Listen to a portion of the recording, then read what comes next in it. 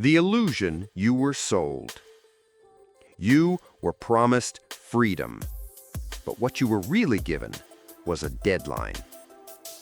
They called it the golden years, the reward after a lifetime of hard work, a time when you'd finally rest, travel the world, sip coffee on your porch, and watch the sunrise without an alarm clock. It was always just a little bit further down the road, a light at the end of the tunnel. And so you walked, you ran, you sacrificed sleep, you missed birthdays, you took jobs you hated, you nodded at bosses you resented, you endured, because you believed it would all be worth it. Because they told you, just keep going, one day you'll retire, and then you'll finally live. But what if that day never comes? Or worse, what if it comes and it's nothing like what you imagined? Let's pause for a moment. Look around. Do you see a world where retirement still looks like freedom? Or do you see people in their 60s and 70s applying for part-time jobs at grocery stores? Do you see elderly Uber drivers? Do you see once successful professionals downsizing their homes, not by choice, but by necessity? Do you see grandparents skipping vacations because they're still paying off their mortgage? This is not an isolated phenomenon. It's not bad luck. It's not poor planning. It's the system working exactly as it was designed. To keep you hoping, to keep you working, to keep you compliant. Retirement, the very thing you've spent your life working toward, was never meant to be the finish line. It was the carrot, the illusion, the story you were sold so you'd stay on the treadmill. From the moment you entered school, you were trained for it. You sat in neat rows. You learned to follow instructions. You were rewarded for obedience and punished for restlessness. Then you graduated into a world that said, now work for the next 40 years. Save, sacrifice, don't question. And maybe, just maybe, when your back aches and your hair grays, we'll let you rest. But ask yourself, does that sound like freedom? Or does it sound like quiet submission? You were told that if you worked hard enough, long enough, diligently enough, you would be free. But that promise came with no guarantees. And the goalposts, they keep moving. Let's be brutally honest. Retirement is becoming a mathematical myth. Pensions are drying up. Healthcare is getting more expensive. Social Security is wobbling. Inflation is eating your savings alive. And the cost of simply staying alive, food, rent, medicine, is rising faster than most salaries can keep up with. So the dream you were sold is slipping further and further away. And millions are waking up too late, standing on the edge of retirement, only to realize they can't afford to stop working.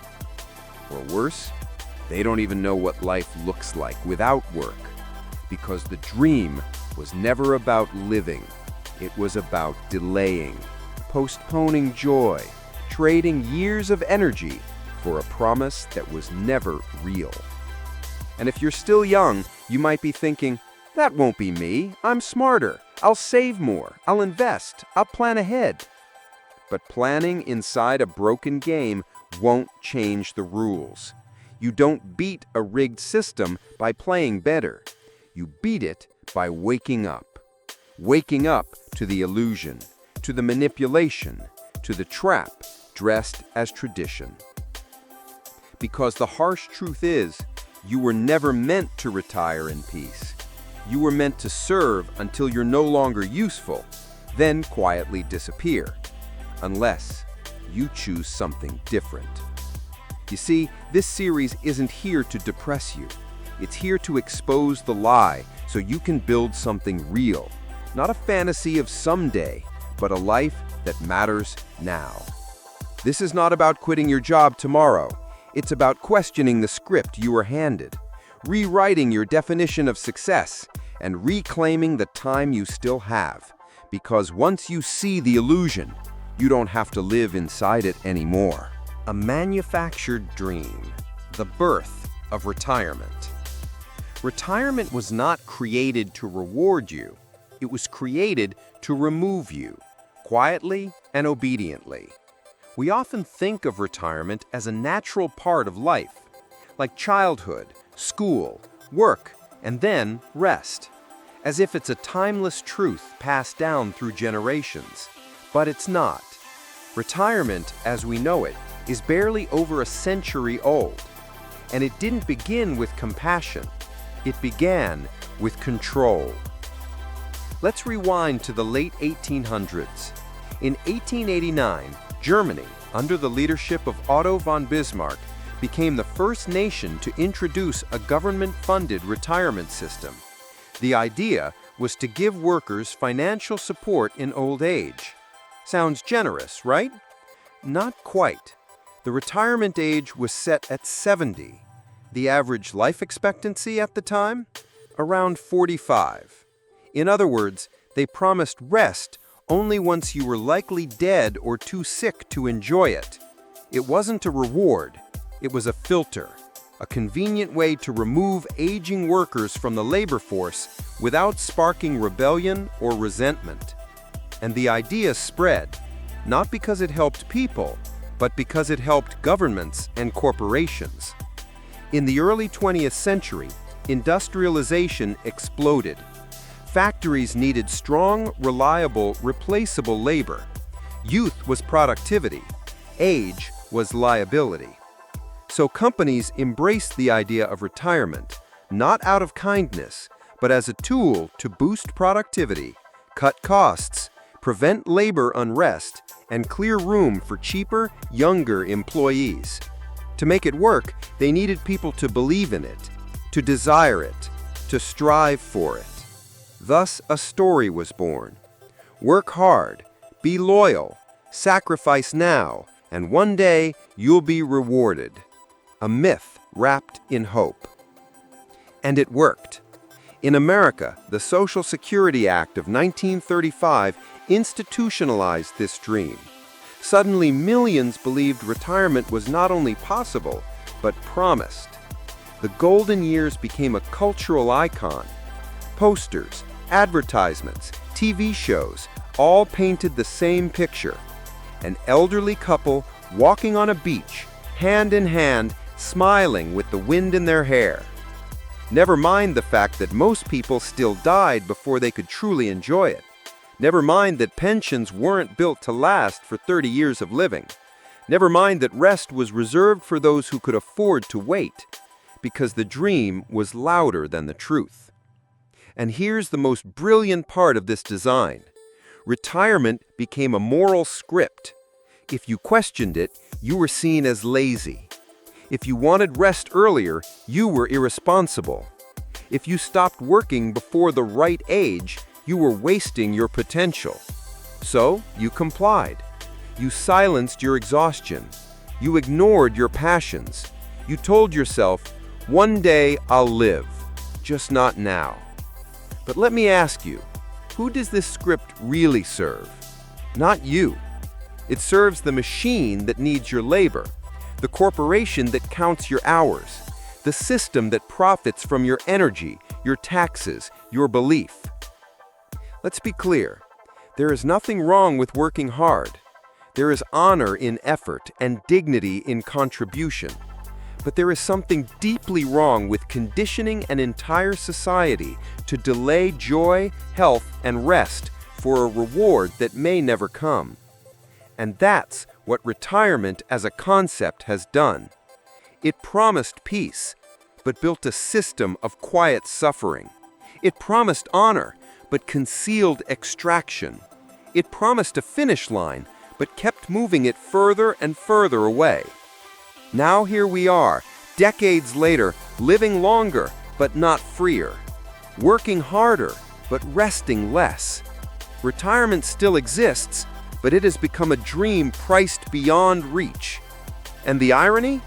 Many of the richest people in the world, those who could retire today, never want to retire. Why?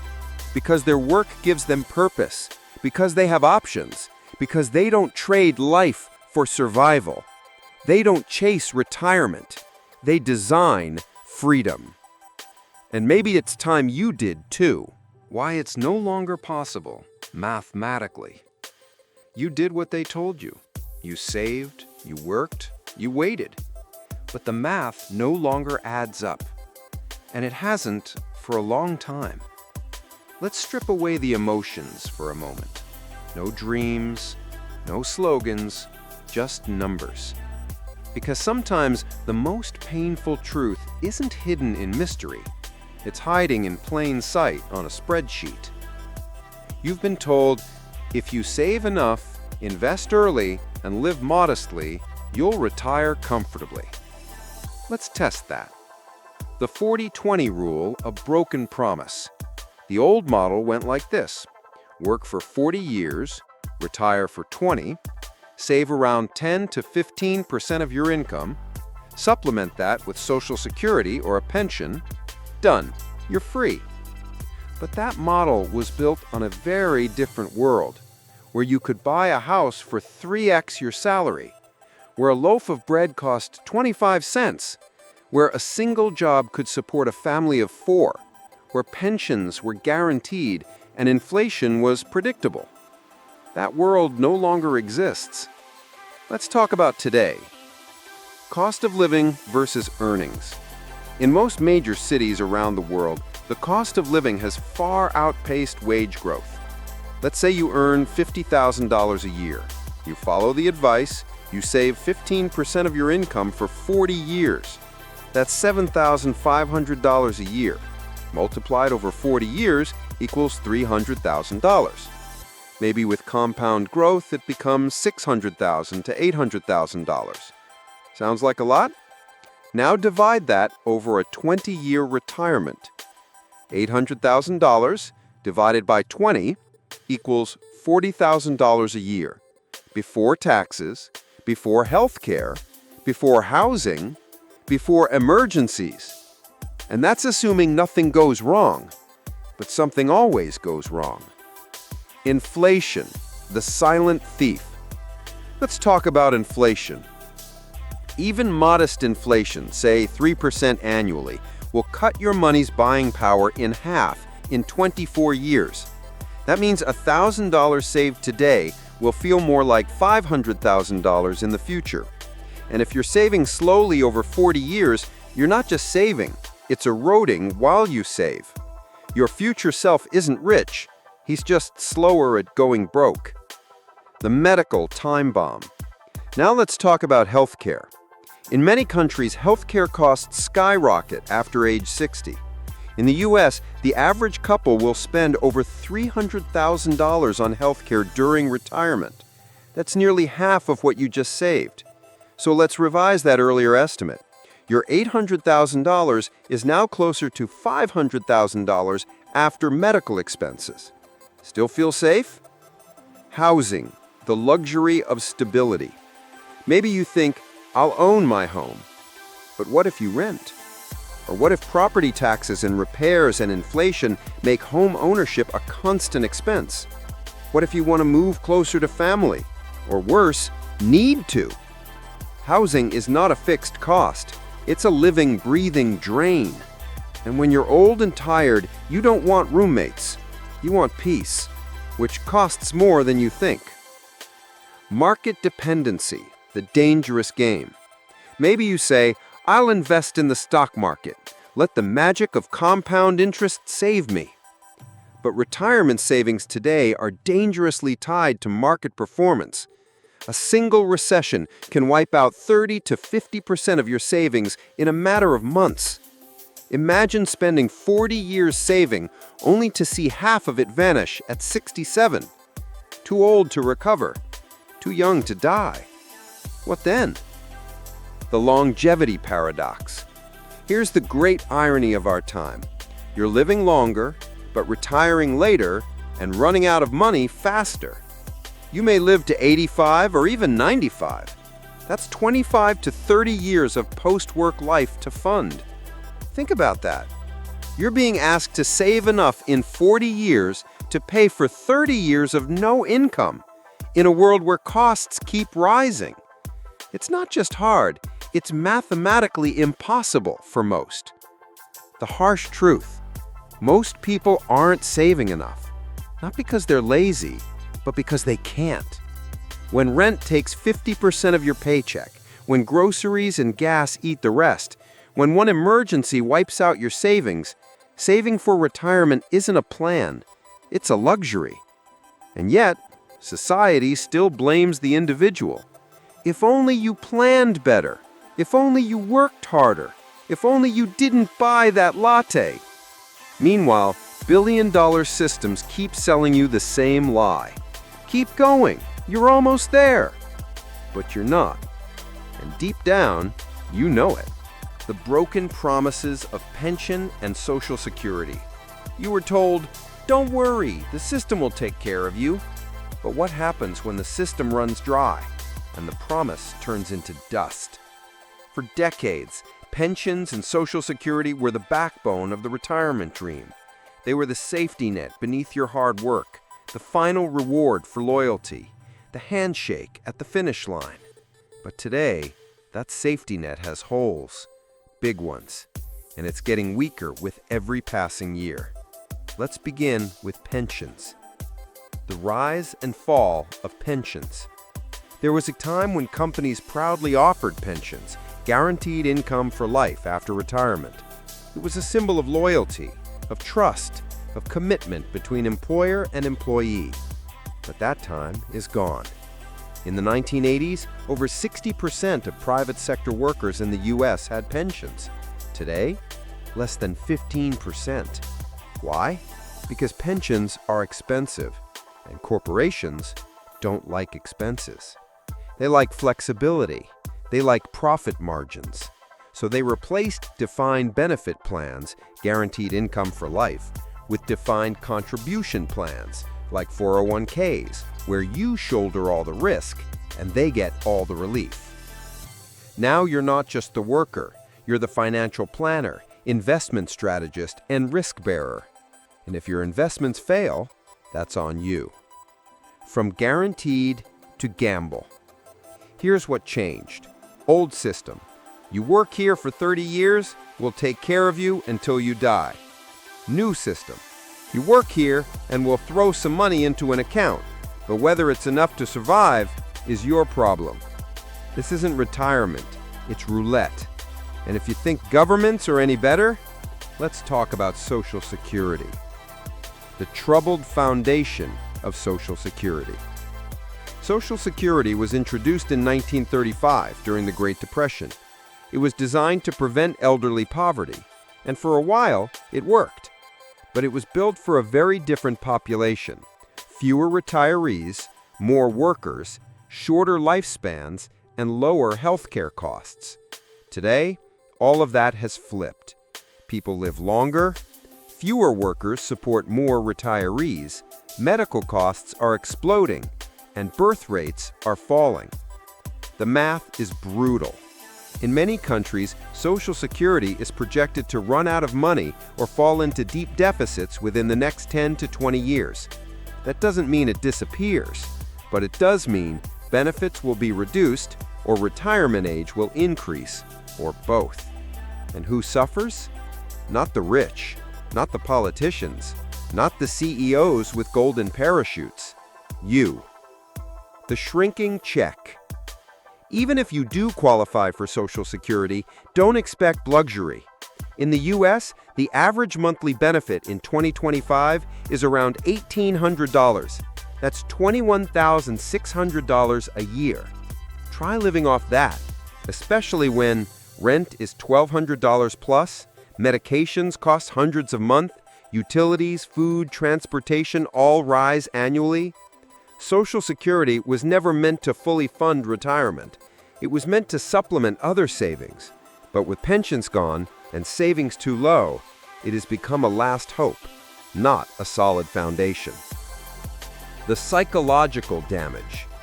Perhaps the most devastating part isn't the money, it's the betrayal. You did what you were told. You worked hard. You paid into the system. You believed. And now you're told, it's not sustainable. You'll have to work longer or live with less. No apology, no accountability, just a quiet shrug from the system, as if your sacrifice was never real. It leaves people not just broke, but broken. The system never promised you what you thought it did. Here's the bitter truth. You thought the system was built to take care of you, but it was really built to manage you, to keep you in place, to keep you paying, to keep you working until the end. Pensions were never eternal. Social Security was never secure. And the people in power, they knew. They planned their escape. They diversified. They invested. They created private wealth. While you were told, just keep paying. We've got you. They didn't. The urgency to wake up. This isn't about fear. It's about awareness. If you're counting on a pension or Social Security to save you, you're building your future on sand. The system is not coming. Help is not on the way. But that doesn't mean you're doomed. It means you must act. Retirement, as you imagined it, is dead. But freedom, real freedom, is still possible if you stop relying on promises and start building your own plan. The emotional cost of waiting. You're not just sacrificing time, you're trading your soul for a promise that keeps slipping away. We often talk about retirement in numbers, how much to save, what age to stop working, how long you'll live. But behind the spreadsheets, beneath the compound interest, lies a different kind of cost, one that doesn't show up in your bank account, the emotional cost of waiting. Because this isn't just about money, it's about how your life is quietly being drained in the name of a future that may never come. Postponed joy, the never-ending not yet. How many times have you said, I'll travel when I retire. I'll write that book when I have more time. I'll rest when I'm done working. I'll fix my marriage someday. I'll be present with my kids when this project is over. It becomes a loop. You tell yourself you're just being responsible. You're just pushing through. But one day you look up and realize decades have passed, and all the somedays turned into nevers. The world told you to delay gratification, but no one told you that delay has a price. The burnout that never heals. You weren't built to grind endlessly. You weren't made to push your limits forever without rest. But the system doesn't care. It praises your exhaustion. It celebrates your late nights. It calls your burnout dedication. And you believed it. Until your body gave out. Until your spirit dimmed. Until life felt like a constant weight instead of something you once looked forward to. Burnout doesn't wait until retirement. It arrives quietly, long before you ever clock out for the last time. And once it settles in, it doesn't always leave. The anger you don't know how to express. Deep down, there's a voice whispering, "This isn't how it was supposed to be." You feel cheated, not because you're lazy, but because you gave everything and got crumbs in return. You missed birthdays, you skipped vacations, you put your dreams on hold, all because you believed the payoff was coming. But when you look at the horizon, it looks just like where you started. That anger builds. It turns into bitterness. It poisons your joy. And it eats away at the years you still have left. Too tired to enjoy freedom. This is the final punch in the gut. You sacrifice your youth, your health, your energy, just to reach a stage of life where you're too tired, too sick, too disconnected to even enjoy the reward you worked for. Your knees ache when you finally have time to hike. Your eyesight fades when you finally want to paint. Your courage is gone when you finally want to start over. Your partner is distant when you finally have time to connect. You waited too long, and life doesn't give refunds. What waiting really steals? It's not just the obvious things. Waiting steals spontaneity. It steals curiosity. It steals the ability to try, to fail, to rebuild. It makes you fear risk. It makes you numb to joy. It replaces wonder with routine. And the longer you wait, the more your identity fuses with your job title. Your worth becomes your output. Your days become a blur of obligation, until one day you stop asking what you want and start asking, what do I need to survive another year? That's not living. That's quiet dying. You need rest long before retirement. Rest is not a reward for surviving capitalism. It's a human need, a spiritual need, a creative need. But the world made you believe that rest is laziness, that joy must be earned, that freedom must be postponed. That is a lie, one that is stealing your life in real time. You don't need to wait until 65 to breathe. You don't need to be rich to feel peace. You don't need permission to live well now. You were never meant to live this way. This constant waiting, this endless striving, this fear of stopping. It's not normal. It's not noble. It's unnatural. The truth is, you were meant to dance before your knees give out. You were meant to love before regret fills your bed. You were meant to create before your courage runs dry. You were meant to enjoy your life while it's happening, not after it's over. And if you keep waiting for freedom, you may never remember what it felt like to be free. Delayed gratification, the tool of control. They told you to wait, to sacrifice now for joy later. But what if later was the lie that kept you obedient? From the day you were born, you were trained to wait. Wait your turn. Wait to grow up. Wait for the weekend. Wait for success. Wait for retirement. The phrase you heard your whole life? Not yet. Not yet rest. Not yet joy. Not yet travel. Not yet freedom. And so you waited, because you were told that delayed gratification was the mark of wisdom, that the ability to resist the now for the promise of tomorrow was the sign of strength, discipline, and responsibility. But no one told you it's also the perfect way to keep you in line. The perfect bait. Delayed gratification is the ultimate psychological trap. Why? Because it makes suffering feel noble. It turns sacrifice into a virtue. It makes struggle seem admirable. It tells you the more you endure, the more you deserve. But here's the catch. The system never promises when the reward will come or if it ever will. It just says, keep going, you're almost there. Then it moves the finish line again, and again, and again.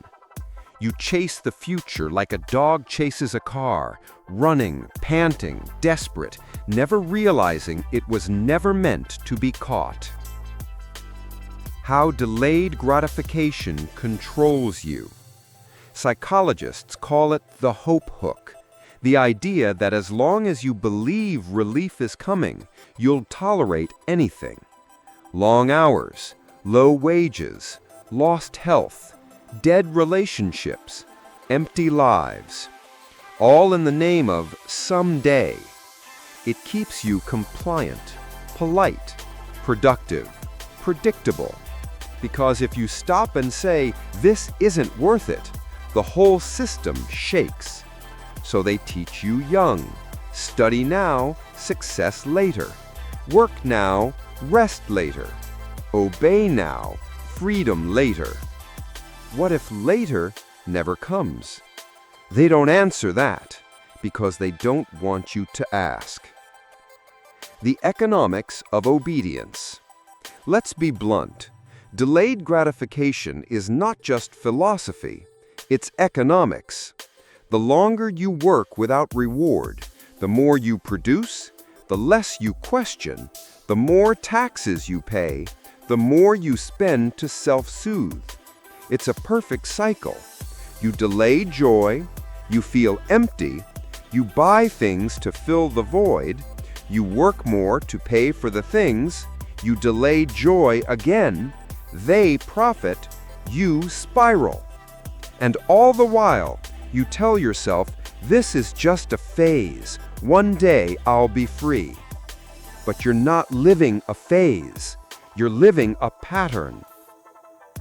When self-discipline becomes self-imprisonment. Now let's be clear, delayed gratification can be powerful. It's how we build resilience, how we break addiction, how we master long-term goals. But when it's manipulated, when it's weaponized, it becomes something else. A cage disguised as character. Because not all waiting is wise. Sometimes waiting is surrender. Sometimes waiting is fear in disguise. Sometimes later is how you avoid living now. How many dreams have died not because of failure, but because of postponement? How many people do you know who spent decades planning to live and then never did? The lie they don't say out loud. No one ever says it plainly, but this is what the system really believes. Keep them tired, keep them waiting, keep them obedient. Because if they wake up, we lose control. That's why true freedom is so rare, because it requires disobedience, not in a violent way, but in a quiet refusal to accept the terms you were given. To say, I won't wait until I'm too old to dance. I won't trade today for a future I'm not promised. I won't live in suffering just to please a system that never loved me. That is rebellion, and rebellion is how freedom begins. Redefining gratification. This isn't about instant gratification. It's about balanced gratification. You can work hard and rest. You can plan for the future and love today. You can build wisely and live richly. You don't have to wait for retirement to enjoy life.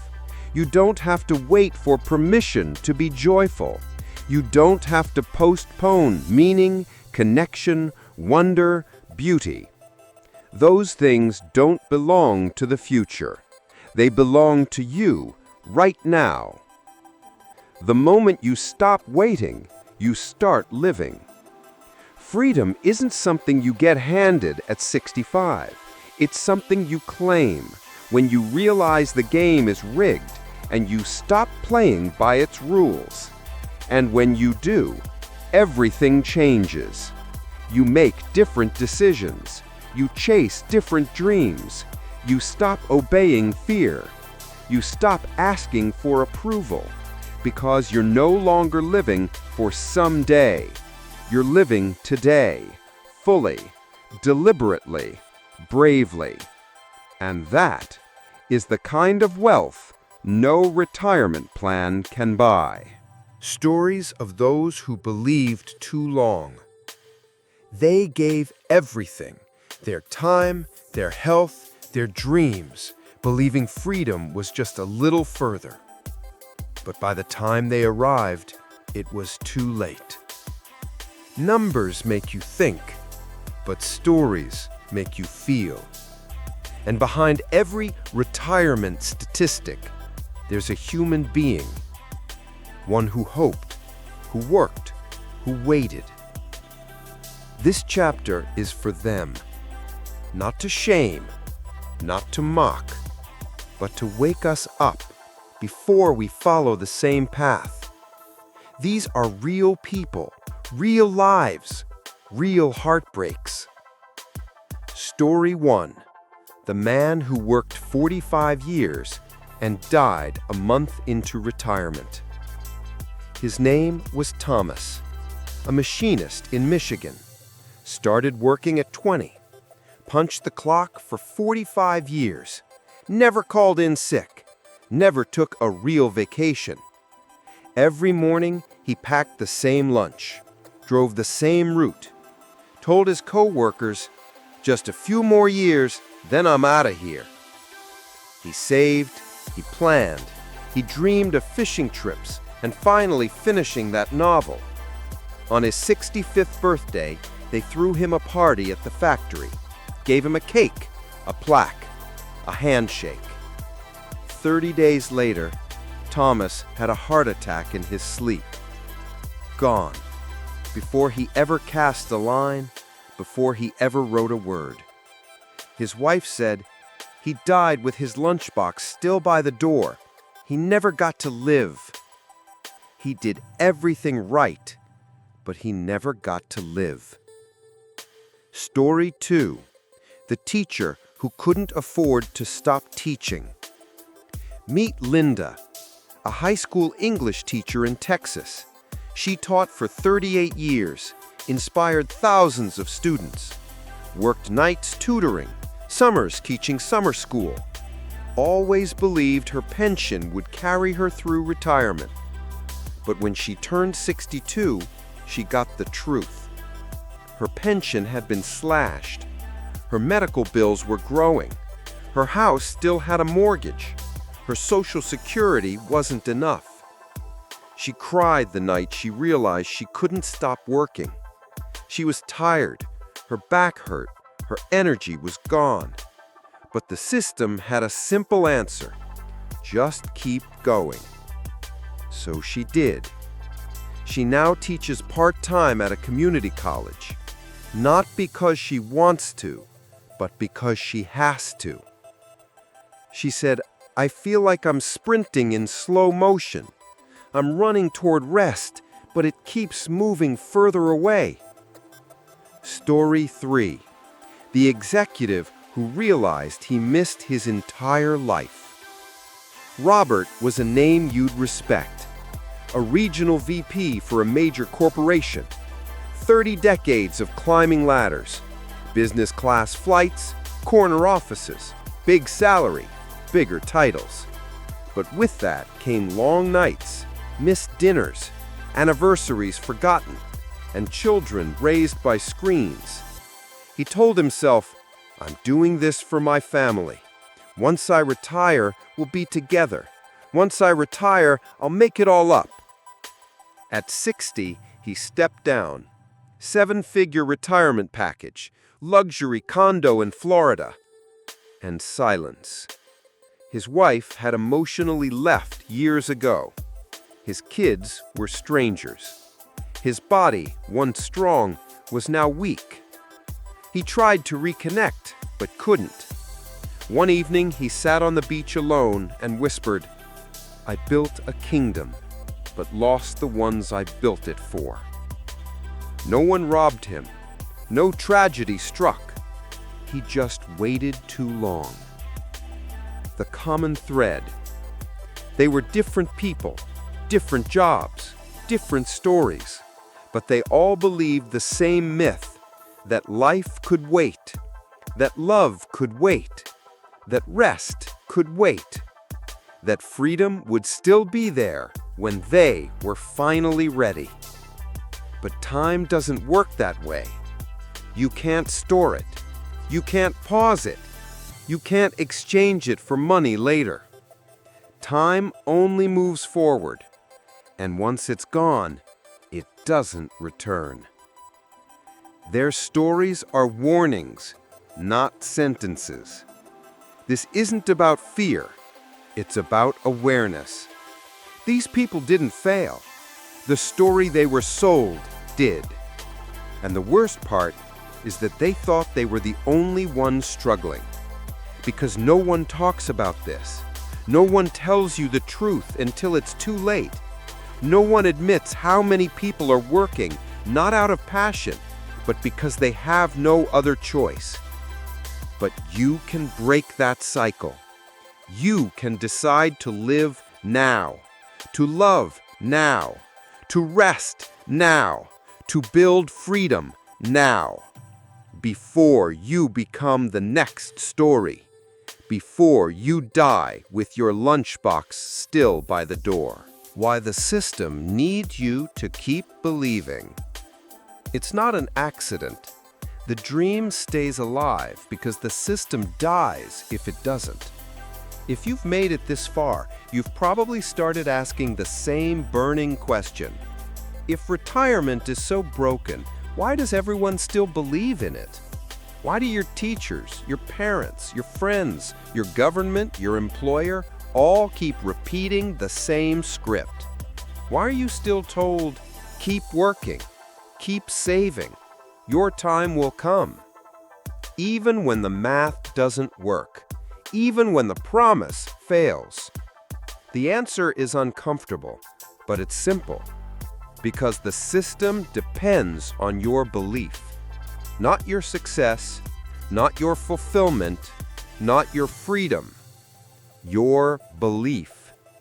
As long as you keep believing, you keep participating. And as long as you keep participating, they keep winning. You are the fuel. Every machine needs energy. In this case, you are the energy. Your labor, your hours, your spending, your taxes, your obedience. You're not just a person with dreams. To the system, you are a resource. And retirement? It's the carrot on the stick, the story you cling to so you don't ask deeper questions like, why do I have to work 40 years to prove my worth? Why is my future security always uncertain? Why does rest feel like rebellion? Because if you stop believing, the machine loses its fuel. Belief is more powerful than force. Here's the genius of it. You're not forced to obey. You're conditioned to comply. No one puts a gun to your head. They just give you a desk, a salary, and a dream. They don't need chains, just deadlines and promises. They don't lock your body, they lock your mind. So you show up every day, on time, exhausted, anxious, afraid to stop. Not because someone made you, but because someone made you believe. Why the economy needs your hope. Now let's look at this economically. The entire consumer economy relies on you doing two things: working harder and spending what you earn. If people stop working, everything slows down. If people stop spending, everything collapses. So how do you keep people on the treadmill? You sell them the dream of later. You convince them that every dollar spent today is a small sacrifice for a big reward down the road. Buy that house, get that degree, take that loan, save for retirement. Just keep going. It's the perfect setup. You work to earn, you earn to spend, you spend to feel better. You keep working to maintain the lifestyle that keeps you working. And you don't question it because you think you're building towards something noble. You're not. You're sustaining the machine. The cycle that keeps you in place. Let's zoom out. What happens when a person stops believing in the retirement myth? They might quit their job. They might start a business. They might downsize and live simply. They might value time over money. They might stop spending on things they don't need. To the system, that person is dangerous. They become unpredictable. They consume less. They question more. They become harder to control. That's why the narrative must be protected. Every movie, every ad, every school lesson, every retirement commercial exists to reinforce the script. Because without your belief, the illusion crumbles. Who benefits from your hope? You don't have to look far. Politicians who get your votes with retirement security promises. Corporations who extract 40 years of labor before letting you go. Financial institutions who collect fees from your retirement funds. Real estate markets built on the idea of forever homes. Drug companies that profit off your stressed, aging body. They don't want you to stop believing. They want you to hope quietly while they harvest continuously. And the longer you believe, the more you lose. The dangerous question. The system can tolerate fatigue. It can tolerate rebellion. It can even tolerate failure. But it cannot tolerate one thing: you asking why. Why am I working like this? Why am I waiting? Why is my future so uncertain despite doing everything right? Why am I still tired, still anxious, still behind? Because when you ask why, you begin to see the truth. And when you see the truth, you begin to change. And when you change, others follow. And then the illusion breaks. Don't let the dream become your prison. Hope is not the enemy, but hope without truth becomes delusion, and delusion becomes obedience. If you don't confront the lie, you'll spend your life chasing something that was never real. And when you finally realize it, it may be too late to build something real. So ask the question, break the spell, walk away from the script, and choose to design a life that doesn't depend on someone else's system. You are not lazy. You are lied to. You weren't lazy. You were misled, programmed to chase the wrong goals, then blamed when the path led nowhere. If you've ever sat in silence and whispered to yourself, maybe it's my fault, maybe I didn't try hard enough, maybe I'm just lazy, stop. Because you're not lazy. You've been lied to. Laziness is the label they use when the system fails you, but needs you to blame yourself. It's not about your character. It's about the conditioning you never consented to, the blueprint you inherited without a choice. And unless you break it, you'll carry shame that was never yours to begin with. The laziness myth, a powerful form of control. Here's the quiet trick of modern society. When you succeed, the system works. When you fail, you didn't try hard enough. It's brilliant, really, because either way, the system avoids responsibility. You were taught to internalize your struggle, to personalize your exhaustion, to feel guilty for your burnout, to apologize for your dreams, to whisper, "I should be more disciplined," instead of screaming, "This isn't working." But what if you were never supposed to win this game? What if the board was rigged before you even sat down? The early programming. Let's go back to childhood. What were you told? To sit still, to follow the rules, to color inside the lines. Don't ask too many questions. Get good grades or you'll fail in life. You weren't taught to think. You were taught to obey. You weren't taught to rest. You were taught to perform.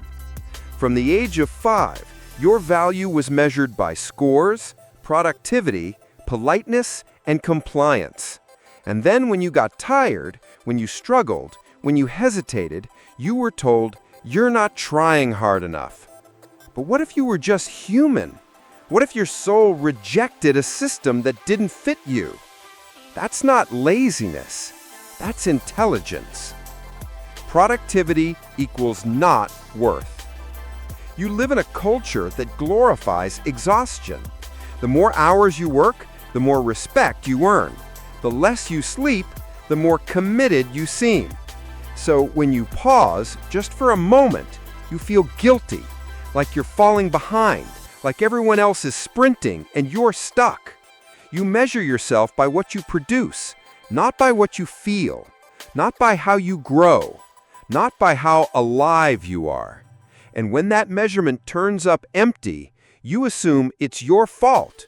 But it's not. It's the metric that's broken, not you. Burnout is not failure. You didn't fail because you couldn't keep going. You burned out because you were never meant to live that way. You weren't designed to work 60 hours a week, to commute 2 hours a day, to eat lunch at your desk, to say yes to every request, to answer emails at midnight, to push until you collapse. That's not ambition. That's abuse with a paycheck. But the system dresses it up, calls it grind culture, sells it as hustle, wraps it in motivational quotes, and when you finally break, it blames you. You weren't lazy. You were human in a system that hates humans. Let that sink in. You needed rest. You were called weak. You needed purpose. You were told to just be grateful you have a job. You wanted balance. You were told, you don't want it bad enough. But here's the truth. Your body isn't a machine. Your heart isn't an asset. Your time isn't disposable. Your soul wasn't made to be measured in quarterly performance reviews. The fact that you feel broken means your spirit is still alive. It's resisting. And that resistance isn't laziness, it's wisdom. Laziness is often a form of silenced wisdom. What we call laziness is often disconnection from meaning, exhaustion from overgiving, rebellion against nonsense, protection from abuse, the body screaming, "Please stop." You don't feel lazy when you're doing what you love. You don't feel lazy when you're valued, nourished, alive. Laziness is not a defect, it's a signal, a sign that something in your environment is broken, a system, a structure, a story. And once you listen to it, you begin to change. You deserve to rewrite the story. It's time to stop apologizing for being tired. Stop punishing yourself for not thriving in a system designed to exploit you. Stop calling yourself lazy for refusing to play a game that empties your soul. You were not born to be efficient. You were born to be alive. And if you're still here, still breathing, still listening, then there's still time to reclaim what they tried to take from you. Your rest, your joy, your curiosity, your dignity, your voice. You don't need to be more productive. You need to be more you. And the world doesn't need more obedient workers. It needs more awakened humans. Rethinking retirement. What you actually want. You were told you wanted retirement, but what you really wanted was freedom. And those are not the same thing. Ask most people what they want out of life, and eventually they'll say, to retire. But press deeper. Ask what retirement means to them, and they'll say things like, I want to travel. I want to rest. I want to spend time with my family. I want to do what I love. I want to feel free. Now pause, because none of those things actually require you to retire. You don't need to wait 40 years to rest. You don't need a pension to spend time with your kids. You don't need a retirement fund to live meaningfully. So the question becomes, were you really chasing retirement, or were you chasing permission to be free? The false equivalence. Modern culture has sold you an equation: retirement equals freedom. But here's the truth. Retirement is just the absence of work. Freedom is the presence of choice. You can retire and still be broke, lonely, sick, depressed, unfulfilled. And you can still be working while feeling energized, connected, creative, liberated. So maybe the real goal was never to escape work, but to escape meaningless, soulless work. Work that drains you, work that owns your time, work that forces you to trade who you are for what you earn. The emotional truth behind retirement. Let's be honest. When most people say they want to retire, what they really mean is, I want to stop doing things I hate. They want to stop waking up to alarms, commuting for hours, answering emails that make them feel small, pretending to care about tasks that feel meaningless, pouring energy into something that gives them nothing back. They don't want to stop living, they want to stop surviving. So instead of dreaming of retirement, maybe we should start dreaming of something deeper: alignment. A life where your time, your energy, and your soul are no longer at war. Retirement as escape versus life by design. There are two ways to approach life. Escape model: work until I can finally stop, then I'll be happy. Design model: create a life I don't need to escape from, then I'll already be happy. The first model makes you wait. The second empowers you to build. One depends on luck, systems, timing. The other depends on courage, clarity, and choice. Retirement isn't wrong, but waiting until then to feel alive is a tragedy. What do you actually want? Forget the word retirement for a moment. Ask yourself, what do I want that retirement is supposed to give me? Is it rest? You can start scheduling rest, not just on weekends, daily. Is it freedom of time? You can create that gradually with side income, remote work, or downsizing. Is it meaningful work? You can start aligning with work that energizes you, even in small doses. Is it connection with loved ones? You don't need to wait until your children are grown and gone. Today matters. Is it travel, creation, peace, impact, joy? All of those things are available. Not someday, but now. Not all at once, not instantly, but piece by piece if you stop chasing a mirage and start building a real life. Retirement is a model. You can rewrite it. Retirement, as traditionally defined, is a relatively new idea, a cultural invention. You can invent your own version. Some people are now choosing mini retirements every 2 to 5 years, sabbaticals instead of late life retirement, semi-retirement in their 40s with passion-based part-time work, FIRE movement, financial independence, retire early, slow living models that prioritize time over status. It's not about becoming rich, it's about becoming intentional. Owning your time, owning your energy, owning your life.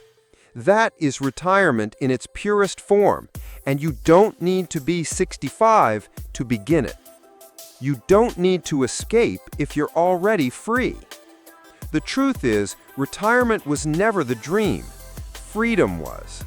Freedom from stress, obligation, exploitation, fear. And freedom to choose, rest, create, love. If you can find those things earlier in life, why wait? If you can redesign your life around those values now, why delay? You don't need a certificate that says you've suffered enough, you may now live. You just need the courage to say, I deserve to live fully before I'm too tired to enjoy it. Build freedom now, not 40 years later. Freedom isn't a reward for suffering. It's a right, but only if you're bold enough to claim it early. Let's be clear about something. You don't need to be rich to feel free. You don't need millions to reclaim your time. You don't need to wait 40 years just to wake up without an alarm clock. You just need to unlearn what you were told and start building with intention. Because the truth is, freedom doesn't arrive. It's built, brick by brick, decision by decision, sacrifice by sacrifice. And it starts with this realization: you don't have to live like everyone else. Shift your goal from retire later to live better now. Most people are stuck in this formula: make money, pay bills, repeat, wait to retire. But what if you flipped it? What if your new formula looked like this: lower expenses, increase time ownership, create income on your own terms, and live now? It's not magic, it's mindset. And it begins with rejecting the myth that freedom is something that comes after life, instead of during it. Step 1. Lower your dependency, not just your expenses. Everyone says cut expenses, but the real goal isn't just spending less, it's needing less. Needing less status, approval, external validation, numbing distractions, designer debt, artificial goals. Because the less you need, the more you own your choices. Freedom doesn't come from having everything. It comes from not being controlled by anything. Step 2. Create income that doesn't control you. You don't need to quit your job tomorrow, but you do need to start building income streams that you own, not just rent. This could be a side hustle based on your skill, digital products, courses, ebooks, templates, freelance work on your own schedule, dividend-yielding investments, a YouTube channel, blog, podcast, a small business that solves a real problem, renting out assets you already own. Why does this matter? Because every dollar you earn outside the traditional system is a dollar earned without asking for permission, and every dollar earned on your terms is a brick in the wall of your freedom. Step 3. Value time more than money. Most people say time is money, but the wealthy know time is more valuable than money. You can always make more money, you can't make more time. So start asking, can I cut 1 hour of work and spend it with someone I love? Can I trade a fancy car for fewer work hours? Can I say no to extra income if it costs me my health? Every choice you make should not just be about more income, but more life, because you don't want to become rich in money, but bankrupt in memories. Step 4. Take many retirements. Don't wait for the big one. Who says you have to wait until 65 to rest? What if you took a 2-month sabbatical every 5 years? A 3-week creative break every summer? 1 soul day per month to realign? A full year off at 40 instead of 70? These aren't indulgent, they're necessary. Because you don't want to wake up at 65 with a tired body and a full bank account, but an empty soul. Build rest into your life while you're still healthy enough to enjoy it. Step 5. Redefine what success means to you. You've been told success means high salary, big house, fancy title, and constant busyness. But real success might mean waking up without dread, having breakfast with your kids, reading in peace, doing work that aligns with your values, saying no without guilt, living below your means, smiling for no reason. Ask yourself, if no one could see my life, would I still choose it? If the answer is no, you're not living freely. You're living for appearances. Step 6. Stop waiting for the perfect plan. You don't need to know everything to start. You just need to know the next step. Read 1 book, build 1 skill, launch 1 product, have 1 honest conversation, cut 1 toxic expense, rest 1 more hour, take 1 calculated risk, Progress isn't about perfection, it's about movement. And the longer you wait for the perfect moment, the more you guarantee it never arrives. Step 7. Protect your energy from dream killers. When you start living differently, people will criticize you. They'll say, "You're being reckless." That's not realistic. Who do you think you are? Everyone works, just deal with it. But remember, most people are defending the cage they've built their identity around. Don't let their fear become your compass. You don't owe them your suffering just to make them feel comfortable in theirs. You don't need to be a millionaire to feel rich. You need to wake up without dread. Choose how to spend your hours. Work for meaning, not just money. Be present with the people you love. Breathe deeply without guilt. Rest when your body asks for it. Laugh, create, explore, build. Be alive while you're still alive. That's wealth, that's freedom, that's the real retirement, and you don't have to wait 40 years to get there. You just have to start. Income versus wealth, the trap of endless earning. You don't get rich by earning more. You get rich by needing less, owning more, and understanding the difference between motion and progress. In today's world, success is often measured by income. How much do you make a year? What's your monthly salary?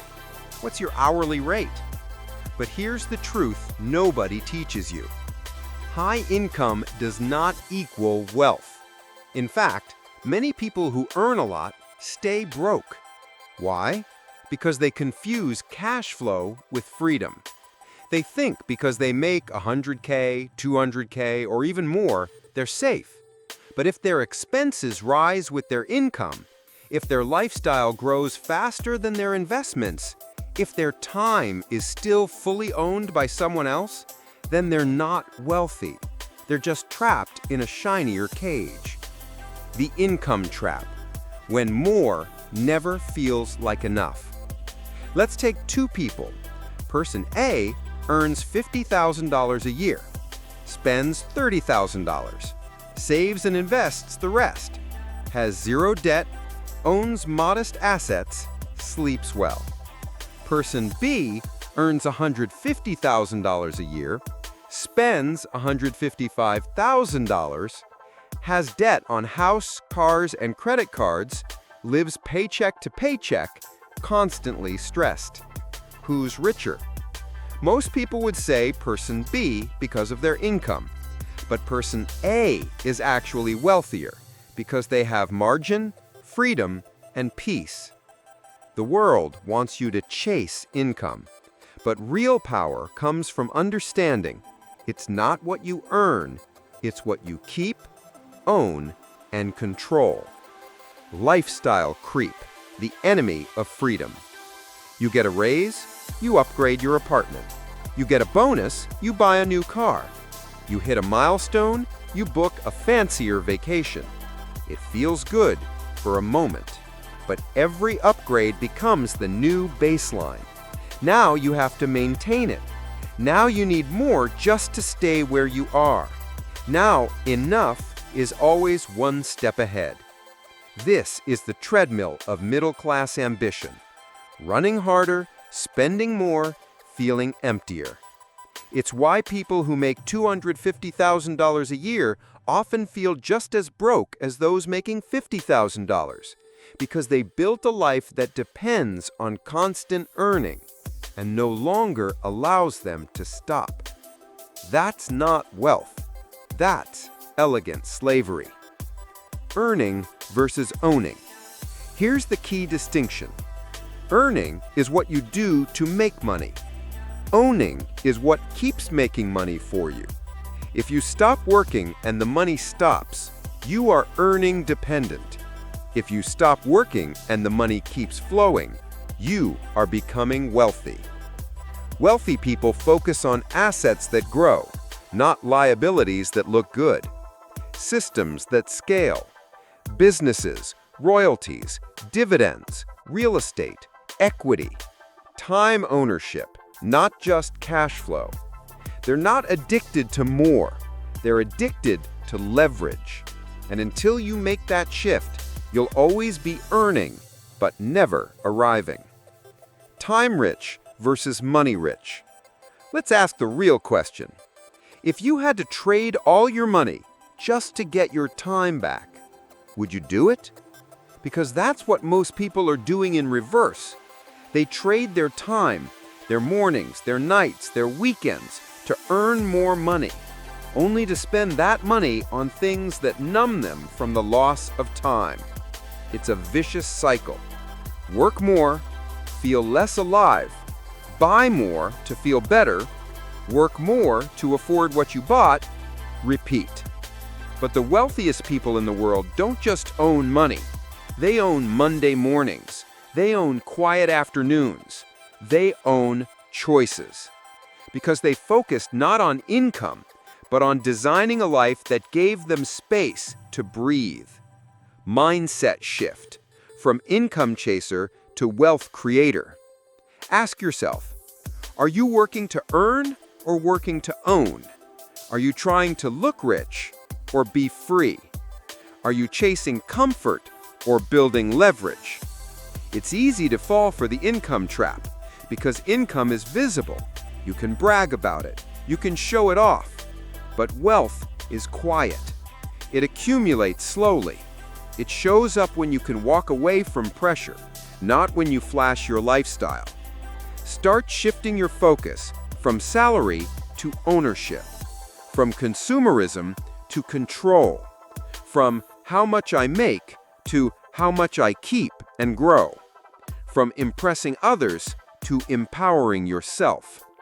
One simple question to change your life. Ask yourself, if I stopped working today, how long could I live on what I've built? That's wealth. It's not the size of your paycheck. It's the space between your needs and your obligations. It's the freedom to say no and the security to walk away. If your answer is 1 week, don't panic. Start building. Because no matter how small you start, once you understand this truth, you'll never look at income the same way again. The real retirement. Rest while you're alive. You weren't made to collapse into rest. You were made to live inside it. Not at the end, but all along the way. What if the real tragedy is not that we die too soon, but that we never truly rest while we're alive? We live in a culture that glorifies exhaustion, that romanticizes burnout, that teaches us to measure worth by how drained we feel at the end of each day. We push, we hustle, we grind, until one day our bodies say, enough, and by then, we've waited too long. Rest is not a reward, it's a requirement. Most people see rest as something you earn, like a paycheck or a trophy, something you get after you've done enough, proven enough, suffered enough. But rest is not a luxury. It's not selfish. It's not weak. Rest is sacred. Rest is sustainable. Rest is where healing happens, where clarity returns, where joy has room to breathe. And if you delay rest until the end of your career, you may never actually receive it or recognize yourself when it finally comes. The retirement we were sold. Collapse, then escape. The traditional model goes like this. Work hard for 40 years, burn out, retire at 65, try to rest while healing from decades of damage, but that's not rest. That's recovery. And those are two very different things. Recovery is what happens after the wound. Rest is what prevents the wound. And by waiting for retirement to finally pause, most people spend their later years not enjoying life, but repairing themselves from a life that was never gentle to begin with.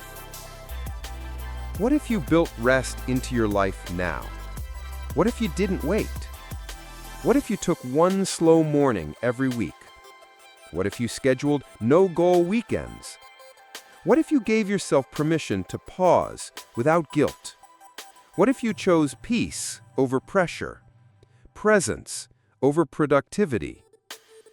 You don't need to quit your job. You need to quit believing that your worth depends on your output. Start small. A walk without headphones. A meal eaten without multitasking. An afternoon where you don't check your phone. A bedtime that honors your body, not your deadlines. These aren't acts of rebellion. They're acts of remembrance that you're a human, not a machine. Mini retirements, the smart way to live longer, better. Tim Ferriss coined the term mini retirements, taking short, intentional breaks throughout life instead of saving it all for the end. Why? Because you may not live to 65. You may not have your health. You may not even want to rest then. So take your rest now in small doses. A 2-week sabbatical every few years. A month abroad while freelancing. A quiet week offline with family. A season of simplicity and slowness. Rest is flexible. It doesn't need to be forever, but it does need to be frequent. Rest makes you better, not lazier. There's a myth that rest weakens ambition, but here's what rest actually does. It recharges your creativity, it sharpens your focus, it deepens your emotional resilience, it prevents decision fatigue, it protects your relationships, it extends your life. Rest isn't the opposite of progress, it's the foundation of it. Burnout doesn't make you noble, it makes you replaceable. And the most dangerous thing burnout does? It convinces you that feeling dead inside is normal. Rest isn't escape, it's returning to yourself. In rest, you remember what you love, who you are, what truly matters, why you're here. Rest restores vision. When you're always running, you can't see clearly. You confuse motion with meaning, busyness with importance. But in stillness, you begin to see what's real again. You begin to come home to yourself. You don't need to earn rest. You just need to stop apologizing for it. If you wait until you collapse, you waited too long. If you wait until the world gives you permission, you may never receive it. And if you wait until retirement, you might realize too late that what you needed was never a pension, but peace. Start resting now. Not because you're done, not because you're weak, but because you're wise enough to know that being alive is more important than being productive. Live before it's too late. There is no finish line. There is only now. And if you wait too long to live, you might run out of time before you ever begin. Let's stop pretending we have forever, because we don't. We've been taught to act like time is unlimited, that there's always another decade, another year, another chance to finally live. But every clock you glance at, every calendar you flip, every candle on the cake whispers the same silent truth. Time is not waiting for you, and neither is life. The biggest regret isn't failure, it's delay. Ask the elderly what they regret most, and they won't say, "I wish I had worked more weekends. I wish I had bought a bigger house. I wish I had waited longer to rest." No. They say things like, "I wish I had taken more risks. I wish I had said what I really felt. I wish I hadn't waited so long to be happy. I wish I had spent more time with people I love." Regret doesn't come from choosing wrong. It comes from never choosing at all, from waiting for the perfect time until there's no time left. You are not guaranteed someday. You don't know if you'll live to 65 or 70 or even next year. This isn't meant to scare you, but to wake you up. Because how many people do you know who died right after they finally retired? How many people saved their best clothes, their best ideas, their best love for a future that never arrived. Don't become one of them. Don't let the promise of someday steal what could be everything today. What if this is the chance? What if the thing you're waiting for has already arrived? The opportunity to slow down, the moment to reconnect, the permission to change direction, the voice telling you this isn't it, the whisper saying start now. But you keep ignoring it because you're afraid, because it's inconvenient, because it's not in the plan. But guess what? The plan is killing you. The plan was never yours to begin with. Life isn't meant to be survived, it's meant to be felt. You weren't born to pay bills, sit in traffic, answer emails, accumulate stuff, chase status, apologize for wanting more. You were born to feel, to love deeply, to cry honestly, to laugh without guilt, to rest without shame, to make things that matter, to leave something behind that's more than a resume. That's living. And the longer you delay it, the harder it becomes to remember how. One day or day one. You have two choices. You can keep saying, one day I'll change, one day I'll slow down, one day I'll live. Or you can say, this is day one. Day one of a life built on intention, on alignment, on presence, on peace. You don't need all the answers. You just need to stop waiting for someone else to give you permission. A final whisper. If you've made it this far, somewhere inside you already know the truth. You feel it, that tug, that ache, that quiet knowing that the life you were told to chase isn't the life you truly want. And if you don't act soon, you may run out of years before you ever run out of excuses. So here it is, your wake-up call. Live before your body is too tired, before your courage fades, before your soul goes numb from waiting. Live boldly, live deliberately, live like your time is precious, because it is. You don't need to retire to be free. You need to stop chasing illusions and start creating a life you don't need to escape from. Because real retirement isn't an age, it's a decision, and you can make it today.